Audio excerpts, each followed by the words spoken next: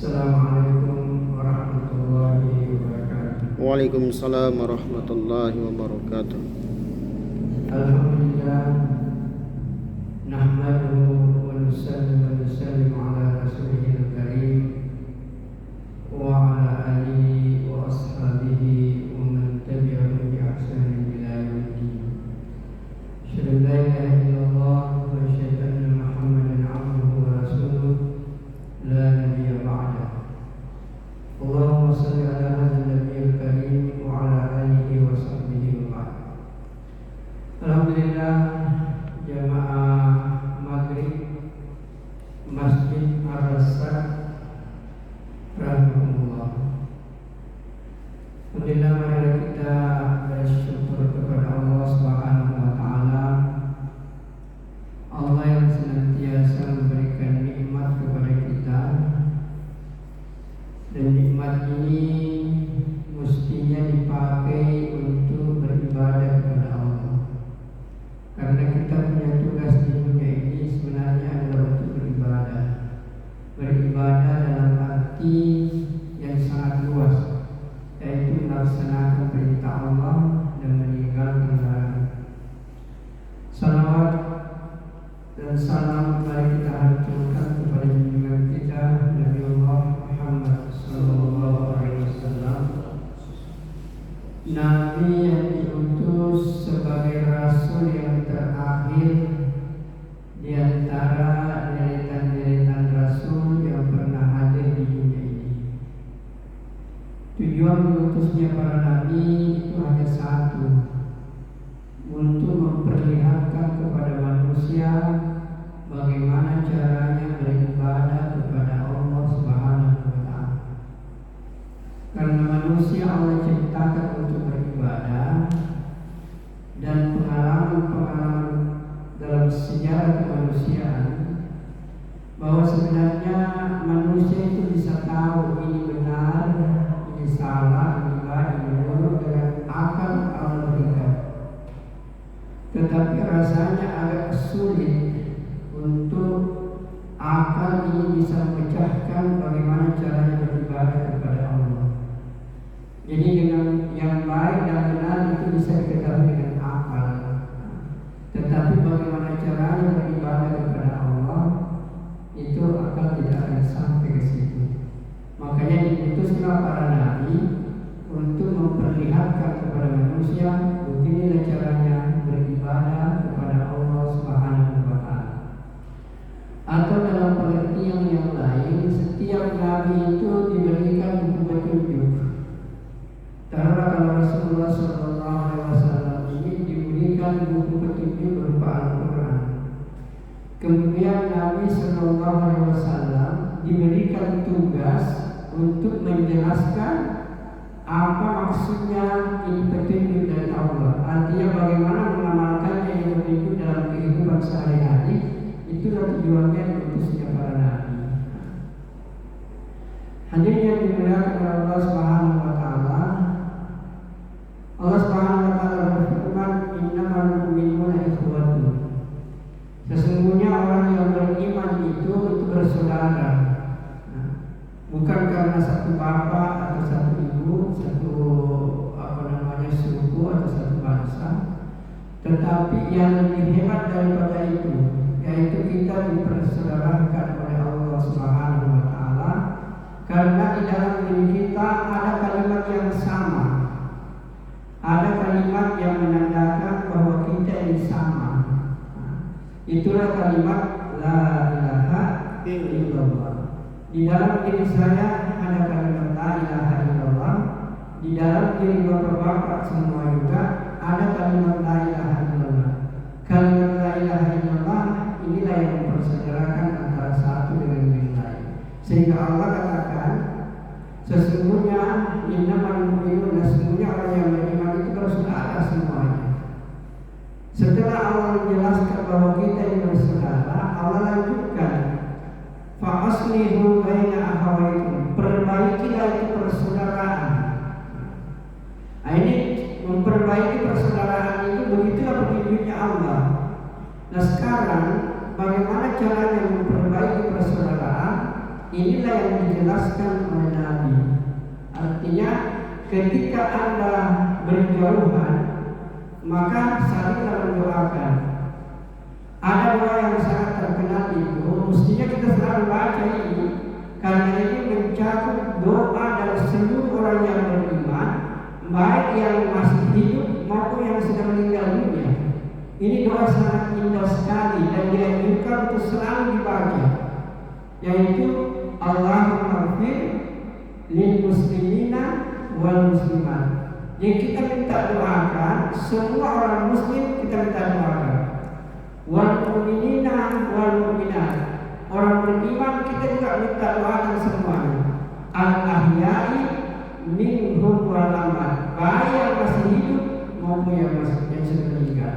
Jadi ini doa mencakup luar biasa, sehingga sangat dianjurkan setiap kita berdoa jangan sampai tidak membaca doa ini, yaitu Allahumma ighfir lil muslimina wal muslimat wal mu'minina wal mu'minat al ahya'i minhum wal amwat. Maka hadirin yang mulia, jadi kalau kita berjauhan itu kita saling mendoakan.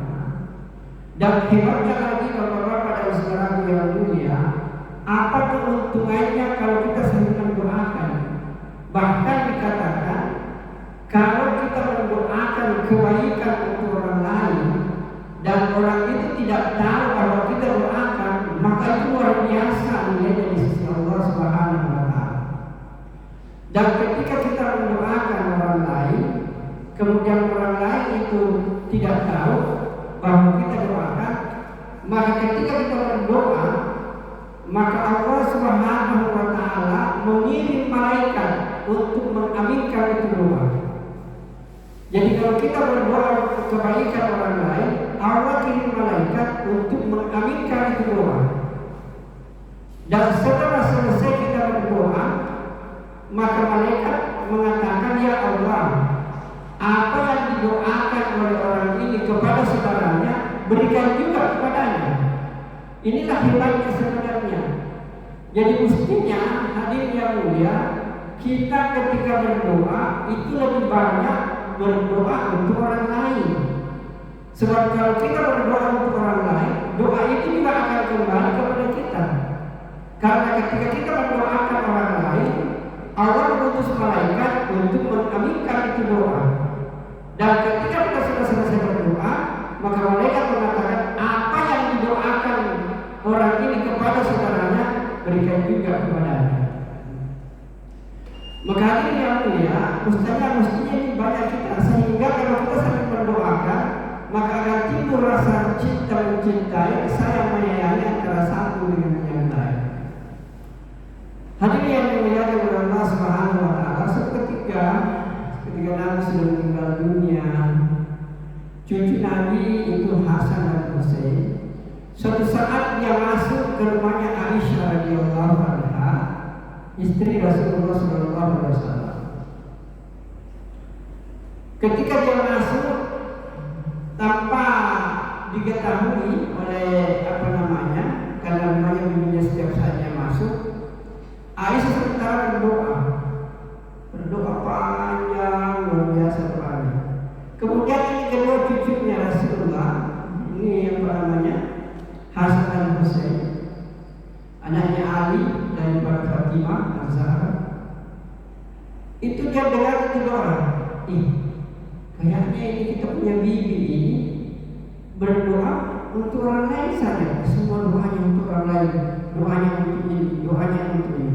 Setelah selesai Aisyah berdoa, maka kedua anak ini tadi bertanya, wahai bibi, tadi waktu Anda berdoa, saya dengar doanya untuk orang lain semuanya.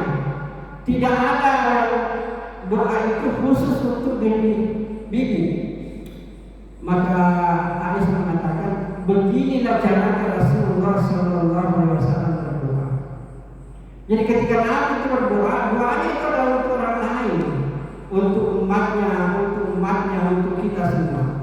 Bahkan hadirin yang mulia, menjelang detik-detik kematiannya Rasulullah sallallahu alaihi wasallam, apa doanya Nabi? Ummati, ya Allah ampuni umatku, ya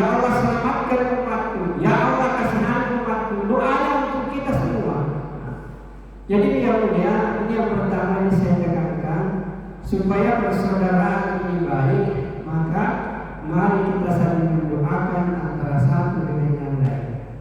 Dan doa sebenarnya yang paling baik itu adalah bagaimana saudara kita ini Allah berikan iman untuk dia mudah mengamalkan agama sehingga kita bisa sampai sama-sama di surganya Allah Subhanahu wa taala.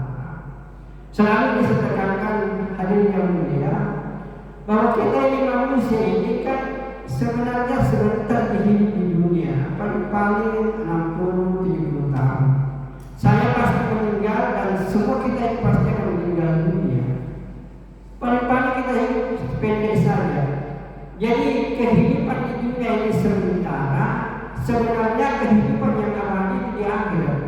Jadi manusia itu sebenarnya adalah makhluk akhirat yang hanya mampir sebentar di dunia. Jadi kehidupan kita di dunia hanya mampir sebentar saja. Tapi kita mampir sebentar di dunia untuk kita memilih, wahai manusia, kau kemana sebenarnya? Di dunia inilah kita tentukan pilihan kita mau ke surga atau ke neraka. Karena di akhirat itu hanya dua tempat. Yang pertama surga, yang kedua neraka. Di mana kita berada di dua tempat itu, apakah di surga atau di neraka, ditentukan dalam kehidupan di dunia yang hanya satu kali ini saja. Maka oleh karena itu Bapak-bapak dan saudara yang mulia, maka kehidupan di dunia ini sebenarnya bukan kehidupan yang baik, tapi kehidupan yang menentukan bahagia selamanya atau sengsara tidak punya batas waktu. Hadirin yang mulia, kemudian kalau kita saling berdekatan, bisa jumpa, bisa bertemu muka, maka kita harus saling kunjung mengunjungi. Inilah yang disebut dengan silaturahmi. Kita berkunjung kepada orang, kita silaturahmi kepada orang. Tujuannya adalah apa? Itu agar Allah Subhanahu wa taala memberikan rahmat kepada kita. Tetapi yang lebih penting sebenarnya itu adalah ketika kita bersilaturahmi, itu sebenarnya bukan untuk kepentingan dunia. Tapi silaturahmi itu mestinya lebih banyak untuk kita saling mengingatkan untuk akhirat. Sebab kalau dunia ini saya yakin tanpa diingatkan orang itu akan mencari. Karena dia lapar, dia cari, dia haus, dia minum. Kalau dia kepanasan ketika dia siang atau kedinginan ketika malam, maka pasti berusaha agar dia punya tempat berteduh, maka dia butuh rumah. Yang seperti itu kebutuhan, tapi yang banyak orang lupakan ini yang disebut dengan kebutuhan rohani. Maka ini yang mulia, maka begitulah kita saling mengingatkan untuk akhirat, karena itulah tujuan kita yang sesungguhnya. Karena di akhirat kita akan hidup selama-lamanya. Hadirin yang mulia, jadi oleh karena itu sekali lagi saya tekankan bahwa kita ini adalah makhluk akhirat yang akan hidup nanti selama-lamanya di akhirat. Hadirin yang mulia, mungkin ada sesuatu yang benar-benar bertanya, untuk apa kita hadir di dunia ini sebenarnya? Untuk apa kita salat? Untuk apa kita zikir? Untuk apa kita baca Quran? Banyak orang yang tidak tahu bahwa semua perintah-perintah Allah dan semua larangan-larangan Allah itu tujuannya untuk kebaikan manusia sendiri. Ini yang harus dipahami. Saya ulangi, seluruh perintah Allah dan seluruh larangan Allah itu tujuannya untuk kebaikan manusia itu sendiri. Artinya, ketika manusia itu melaksanakan perintah dan meninggalkan larangan itu, maka kebaikan itu akan datang kepada diri sendiri, bukan untuk orang lain. Atau dalam kata begini, sering saya menyampaikan di mana-mana bahwa seandainya seluruh perintah Allah dikerjakan dan seluruh larangan Allah ditinggalkan, maka kita akan merasakan dunia yang kita tempati ini senikmat surga sebelum kita masuk ke surga yang sesungguhnya. Cuma karena perintah Allah tidak dikerjakan, kita susah. Larangan Allah kita kerjakan, kita susah. Seandainya seluruh perintah Allah dikerja, larangan ditinggalkan, indahnya ini.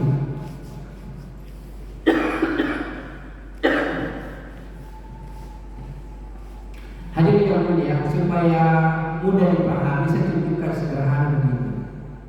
Taruhlah perintah Allah itu banyak, tapi sebenarnya yang saya tunjukkan.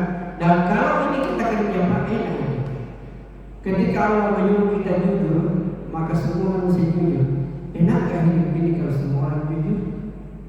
Allah menyuruh kita adil, semua orang berbuat adil. Allah menyuruh kita amanah, semua orang amanah. Allah menyuruh kita menghargai orang lain, semua orang saling menghargai.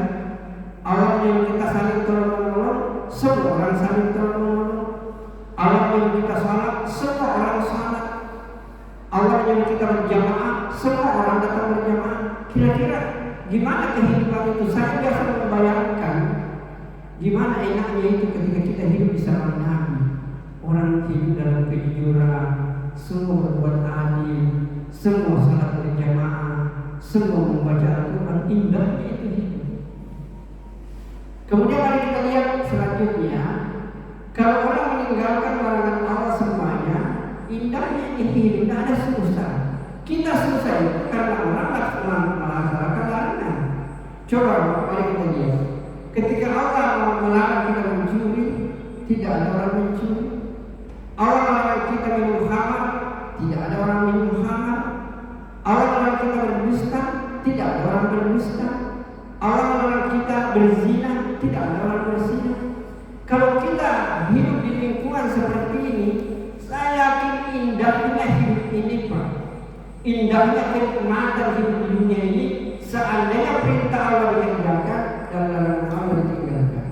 Dengan penjelasan seperti ini, inilah kita harus memahami bahwa agama itu adalah sumber kebahagiaan. Tetapi agama ini nanti bisa membahagiakan, bukan agama yang diceramahkan, Pak. Kalau diceramahkan tidak ada apa-apanya. Bukan agama yang diseminar internasionalkan, bukan agama yang ditabligh-akbarkan. Tadi sudah dijelaskan bahwa sesungguhnya kejayaan, kesuksesan, kemuliaan manusia di dunia yang sementara dan di akhirat yang kekal abadi hanyalah Allah letakkan ketika manusia mau mengamalkan agama dalam kehidupannya. Perintah Allah yang kerja, larangan Allah ditinggalkan. Yang tidak percaya orang itu pasti akan bahagia dalam hidup. Maka hadirin yang dimuliakan oleh Allah Subhanahu wa Ta'ala, atau mari saya tunjukkan secara sederhana. Satu saja poin penting. Di antara banyak perintah Allah ini, maka perintah yang menempati posisi yang tertinggi inilah salat, yang banyak dipandang enteng orang, sepertinya salat itu adalah ibadah biasa. Padahal salat ini adalah satu-satunya ibadah yang tidak ada yang bisa kerjakan hanya manusia. Tidak pernah kita lihat binatang salat, tidak pernah kita melihat tumbuh-tumbuhan salat, tidak pernah kita melihat burung-burung salat. Yang bisa mengerjakan salat ini hanya manusia. Inilah ibadah inti. Makanya kita bisa pahami ketika Allah Subhanahu wa Ta'ala berfirman dalam Al-Quran, laqad khalaqnal insana fi ahsani taqwim. Aku menciptakan manusia dengan sebaik-baik bentuk. Jadi orang kadang-kadang tidak pernah perhatikan dirinya, untuk apa Allah ciptakan kita modelnya seperti ini. Sebenarnya hadirin yang mulia, Allah menciptakan kita punya model badan bentuk seperti ini, itu tujuannya adalah untuk melaksanakan suatu amal yang sangat luar biasa, di mana tidak ada makhluk yang bisa kerjakan kecuali manusia. Inilah ibadah salat. Ini salat, tidak ada makhluk yang bisa kerjakan, hanya manusia berdiri, rukuk, tidak sujud, tidak ada yang bisa kerjakan ini. Inilah yang menyebabkan manusia itu mulia di sisi Allah Subhanahu wa Ta'ala. Hadirin yang mulia, supaya kita juga lebih paham bahwa salat inilah yang Allah inginkan kita kerja. Ketika Nabi Isra Mi'raj, ini sudah lewat bulan Isra Mi'raj, sekarang sudah masuk Safar, sudah masih banyak yang masih sering membicarakan tentang Isra Mi'raj, pengajian, kemudian majelis ta'lim, kemudian ada peringatan khusus. Jadi dalam Isra Mi'raj ini kan waktu Nabi diberikan salat, berapa banyak salat diberikan Nabi? Itu kan Nabi memberikan salat 50 kali dan Nabi terima. Bayangkan bapak-bapak dan saudara yang mulia, seandainya salat yang Setiap 20 menit sholat lagi, setiap 20 menit sholat lagi. Tidak ada lagi waktu untuk bekerja, Pak. Dan seandainya ini yang jadi 50 kali kita sholat, maka ya kita percaya semua rezeki kita ditanggung oleh Allah Subhanahu wa Ta'ala tanpa kita bekerja. Inilah yang dipakai para ulama, bahwa sebenarnya ketika manusia itu mau menjaga sholatnya 5 kali dengan baik, dilakukan dengan berjamaah di awal waktu, di tempat azan dikumandangkan, yang kita percaya orang itu tidak akan pernah kesulitan untuk memenuhi kebutuhan hidupnya. Kenapa kita susah sekarang ini? Karena ada ayat yang mengatakan, "Lau anna ahlal qura amanu wattaqu la fatahna 'alaihim barakatin minas sama'i wal ardh." Seandainya bapak-bapak orang itu beriman, sang penduduk itu beriman kepada Allah, maka Allah buka keberkahan ini. Dan salah satu indikator, salah satu tanda bahwa di situ tempat orang beriman itu terlihat dari makmurnya masjid. Allah katakan dalam Al-Quran, "Innama ya'muru masajidallahi man amana billahi wal yawmil akhir." Hanyalah orang yang beriman kepada Allah dan hari kemudian yang akan memakmurkan itu masjid. Jadi ketika masjid itu makmur, maka itu bertanda orang di tempat itu gak usah diragukan keimanannya, karena itu sudah dijamin oleh Allah bahwa orang yang memakmurkan masjid itulah orang yang sungguh-sungguh untuk beriman kepada Allah di hari kemudian. Maka hari ini yang dimuliakan oleh Allah Subhanahu wa Ta'ala, maka inilah yang harus selalu Pak kita sampaikan. Kemudian yang paling penting, jadi saya tuntaskan ini dulu sholat. Jadi sholat itu ibadah inti. Begitu hebatnya ibadah sholat, jangankan sholat wajib, Pak. Sholat sunat saja 2 rakaat sebelum subuh, kata Nabi, itu lebih berharga dibanding dengan dunia beserta seluruh isinya. 2 rakaat. Berapa lama kita kerjakan 2 rakaat, Pak? Paling 5 menit. Tetapi di sisi Allah, sholat yang 2 rakaat itu lebih berharga dibanding dengan dunia beserta seluruh isinya. Ini yang tidak masuk di dalam hati-hati umat sekarang ini, sehingga sholat dianggap biasa-biasa saja. Padahal sholat adalah ibadah inti. Perintah yang pertama diturunkan, ibadah yang pertama dilakukan adalah ibadah sholat. Di Mekah itu belum ada sholat yang seperti kita, kecuali nanti 2 tahun sebelum Nabi hijrah ke Madinah baru ada perintah sholat ketika Nabi di Isra Mi'raj. Jadi yang mulia, maka kalau kita mau memperbaiki keadaan ini, tidak ada cara lain. Mestinya harus makmur dan semua orang harus menegakkan syarat dengan baik. Baru keadaan ini akan berubah. Buktinya dalam Al-Quran sendiri mengatakan, "Sesungguhnya salata tanha 'anil fahsya'i wal munkar." Sesungguhnya salat ini mencegah kekejian dan kemungkaran. Ada penipuan, ada pencurian, ada perzinahan, ada perampokan.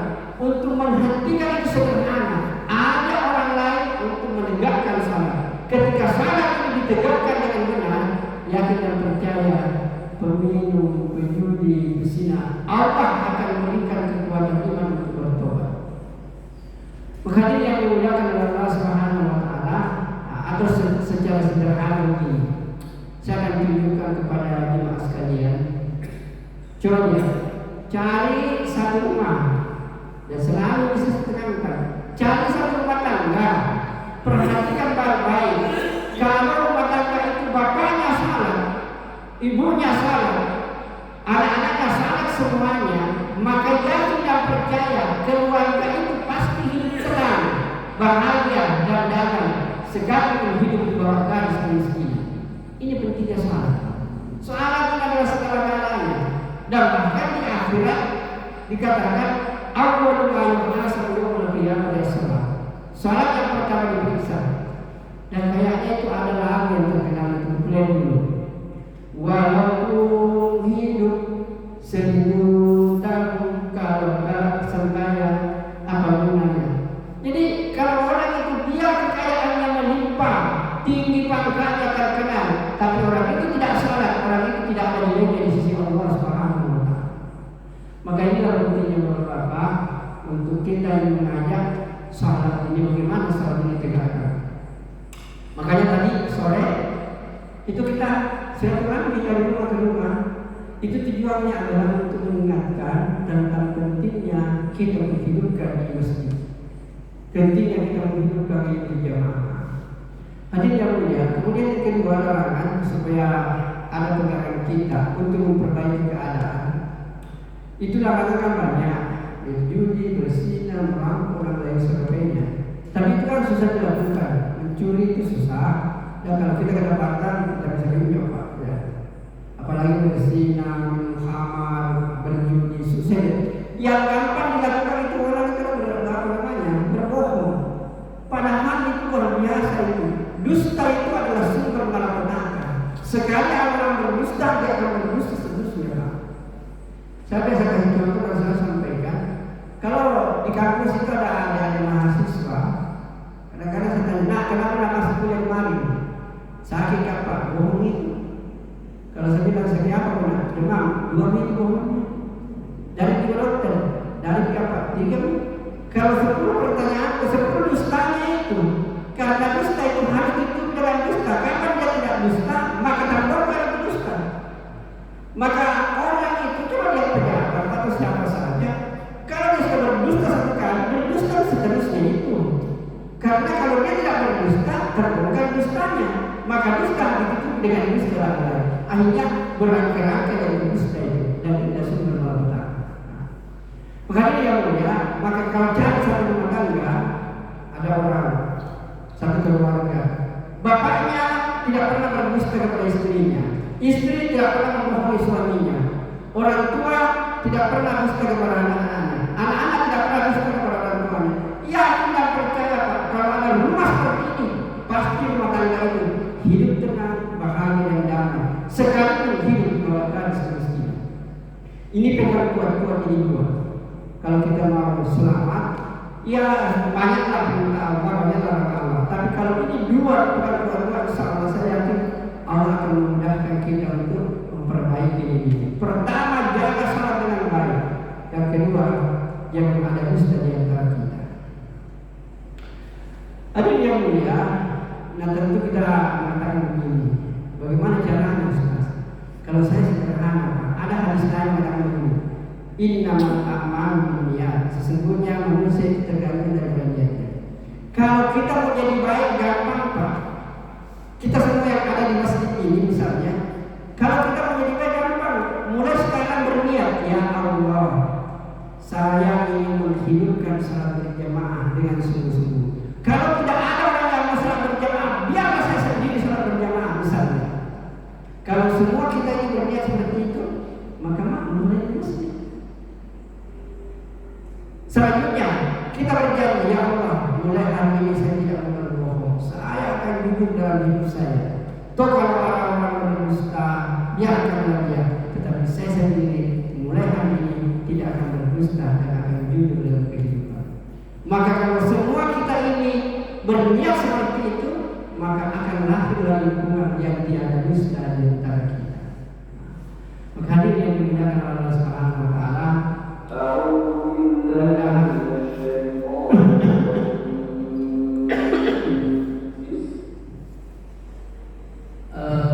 mungkin ini penutup supaya kita paham bahwa sebenarnya supaya orang tahu kenapa kita mesti beribadah, kenapa kita mesti puasa, kenapa kita mesti jujur.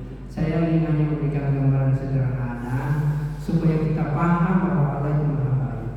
Saya kasih contoh ini.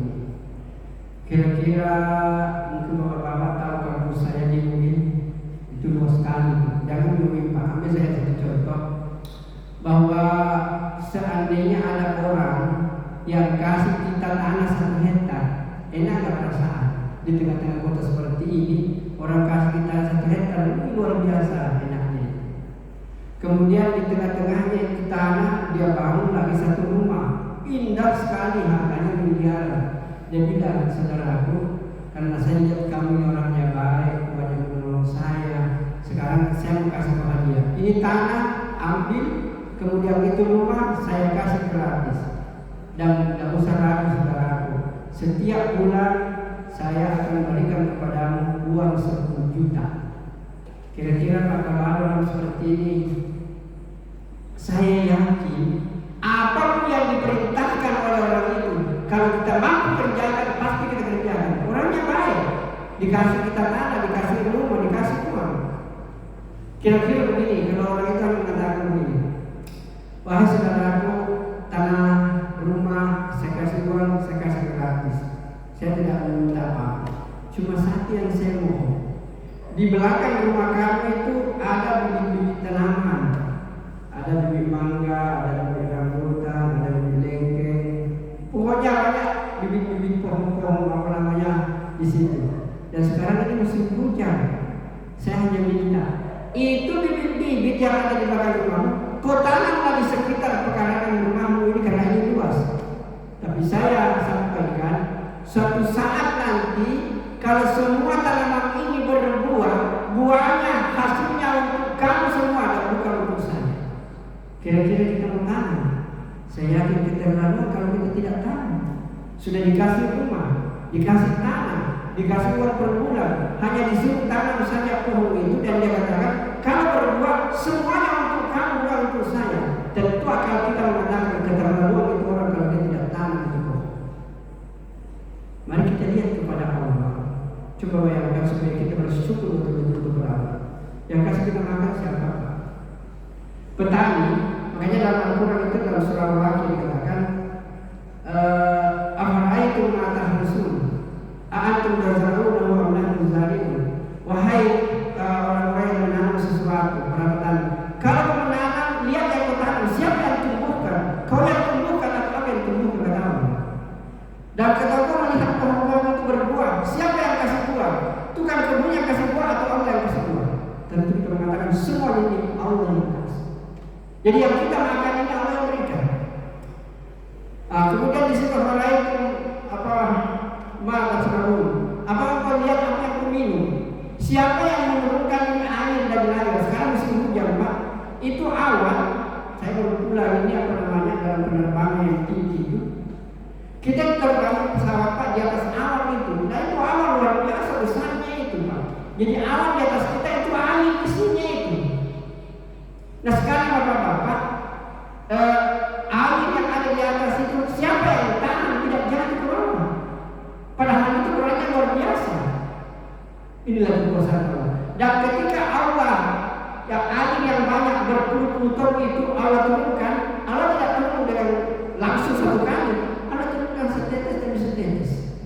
Bayangkan Bapak-bapak kalau 100 ton itu yang di atas turun satu kali, hancur ini kompleks Pak, hancur. Terjadi yang mulia, kasih saya Bapak, Allah turunkan setetes demi setetes. Allah sayang kepada kita. Kemudian saya tunjukkan nikmat yang paling tinggi lagi. Kalau nikmat ini hilang, Pak, mati kita semua, hampir kita semua. Satu nikmat ini lebih berharga daripada benda-benda dunia. Dan ini nikmat kita rasakan sekarang. Bapak rasakan sekarang, saya rasakan sekarang, dirasakan oleh semua manusia di dunia ini. Kalau nikmat ini hilang, maka manusia akan hancur semuanya. Apa itu, Pak? Inilah nikmat udara. Udara ini, Pak, nikmat yang sangat mahal Allah berikan kepada kita. Dan selama kita hidup ini, Pak, ini udara, oksigen ini keluar, masuk. Siapa yang ngatur itu? Bapak yang kasih masuk. Dan ketika kita tidur, ini oksigen ini tetap keluar dan masuk. Sampai sekarang, Pak, dunia pendidikan, dunia ilmu pengetahuan, tidak ada yang bisa menjawab atas perintah siapa udara ini masuk dan udara ini keluar. Kecuali hanya Al-Quran mengatakan tidak ada kejadian di dunia ini terjadi tanpa izin Allah Subhanahu wa Ta'ala. Bayangkan, Allah kasih kita makan, Allah kasih kita minum, Allah kasih kita sehat, Allah kasih kita udara, semua Allah kasih. Kira-kira apa yang Allah minta? Allah katakan kasih semuanya itu, saya hanya mohon satu saja, laksanakan perintahku, tinggalkan larangan. Dan Allah katakan kalau melaksanakan perintah, meninggalkan larangan, itu ada pahalanya. Pahalanya itu untuk kamu dan bukan untuk saya. Jadi ketika kita salat ada pahalanya untuk kita. Kita baca Quran ada